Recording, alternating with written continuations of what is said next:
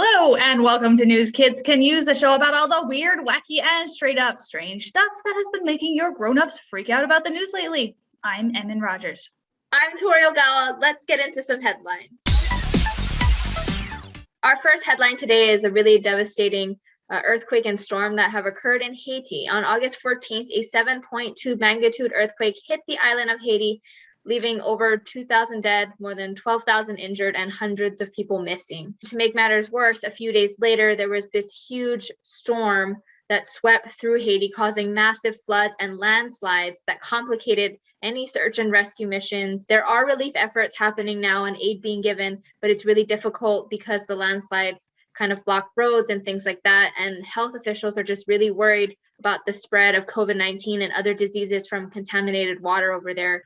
Well, in a follow-up to the not fun stuff to do with big fires, a viral video went out about a month ago now where we found out that fire tornadoes are a thing. Firefighters in California captured footage of a giant column of fire and swirling winds, which really sucks. And I just want to say, there's no need to add another word to the word tornadoes. Tornadoes is bad enough.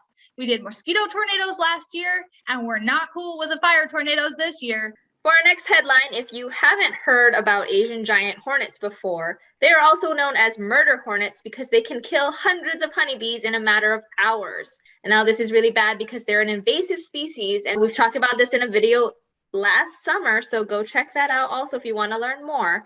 But we were talking about this because they were found in Washington, and they were found again this year, just a few days ago, near the city of Blaine. Someone found 3 hornets. They fitted them with some tracking devices and followed them back to their nest, and they're working on a plan to remove them sometime this week. Finally, 19-year-old pilot Zara Rutherford is out to become the youngest person to fly around the world in an airplane by herself. She is taking a tiny little plane. She's from a family of pilots, and she is going to be visiting 52 countries, crossing the equator twice, and taking 19 rest days as she goes around the entire globe. I believe last time I checked, she was somewhere over Greenland. She also pointed out that the biggest challenge of her journey is going to be the remote areas where almost nobody lives, because as she put it, if something goes wrong, she would be in a little bit of an awkward situation. So, go Zara Rutherford. You seem really cool. On today's Big Deal, we're talking about a topic that we touched upon last week about Afghanistan, and now we're talking about refugees. Because of the situation going on, there are people trying to escape or flee from Afghanistan and find safety in other countries. Right. Refugees leave a country for a lot of reasons. Maybe they're leaving dangerous circumstances because of gangs. Maybe there's some kind of crime happening in their town or their country. Or in cases like in Afghanistan, maybe they're fleeing for a variety of religious reasons, or were people who helped the United States during our 20-year war there, or who helped allies of the United States. So all of these people who really all they did was say, well, we want to help your efforts, United States and other countries, but now they're afraid that they're going to get in trouble for what they did over those 20 years in helping us. And so they're trying to leave the country in a hurry. The Taliban and President Biden have laid down a deadline of the 31st of August for people to be out before the Taliban takes full control of the country and decides to basically be the government from now on. These people are in a really dangerous situation, and there are a lot of them. So these ones are trying to get away to pretty much anywhere that will take them, which leaves thousands of people trying to flee one place at once is a big logistical issue. And countries throughout Europe and the United States and lots of countries worldwide are trying to make a big effort to get people out safely. And this is really difficult because there's only one airport that is not controlled by the Taliban right now. And so a lot of people are trying to get out of Kabul, their capital city, through the airport, but that's proving really difficult. And then there are other people around the rest of the country in Afghanistan trying to cross borders. Nations surrounding Afghanistan have set up camps where fleeing Afghani people can go to hopefully be safe in the meantime until they can find better situations. Those camps often turn into a bad situation in themselves, or sometimes they just weren't meant to be long-term solutions, and they do turn into like years-long situations.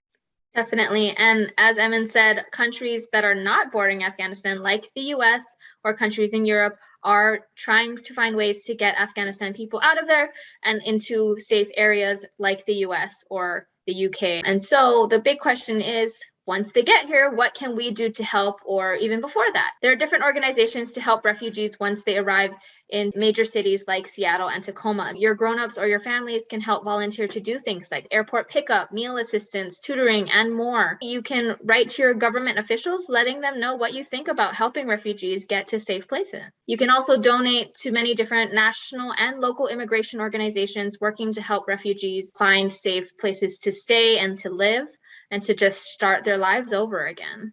And remember that nobody really loses everything on purpose. This isn't really an opportunity for people. This is the worst few weeks of their lives where they're just trying to get away with their lives and maybe with a couple of things and with the people that they love.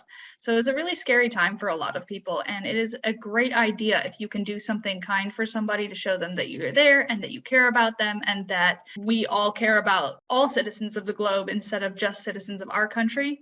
This is a great time to do it.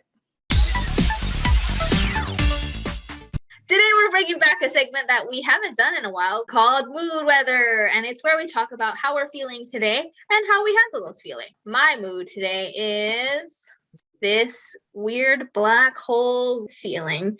There's a lot of uncertainty going around right now about COVID and just some other personal things in my life, making me feel like I'm looking down a very scary deep hole and I'm very confused and unsure of what's happening next. And so I think to deal with this, I'm just going to take it one day at a time, take some deep calming breaths to calm myself down and relax and get in the right mind space to try and figure out what I'm going to do next.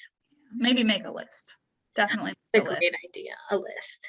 All right. My mood weather today is just about like this lion who's like, oof, where I feel like there's been a lot of kind of frustrating things today that I've tripped over, both in real life, I did trip a few times, and then also like mental things to trip over where I'm like, I gotta do what?